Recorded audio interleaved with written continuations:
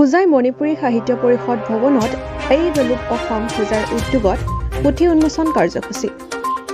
হোজাই মণিপুৰী সাহিত্য পৰিষদ ভৱনত এই বেলুপ অসম হোজাৰ উদ্যোগত লেখিকা তথা মাটিখোলা পাব্লিক LP স্কুলৰ প্ৰধান শিক্ষয়িত্ৰী তাউৰেমংবী নংমাই লিচনাৰ নুংচিবি খঞ্জেল নামক কবিতা পুথিৰ উন্মোচন কৰা হয়।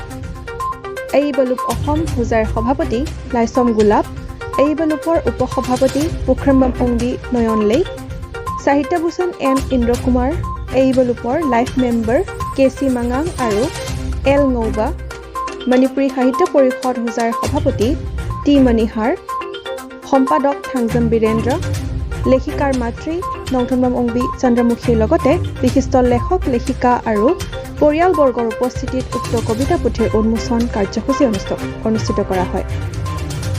অনুষ্ঠানৰ মাজত য়েংখন থাবুঙে সুন্দৰ গীত পৰিৱেশন কৰি পৰিৱেশ জীপাল কৰি তোলে।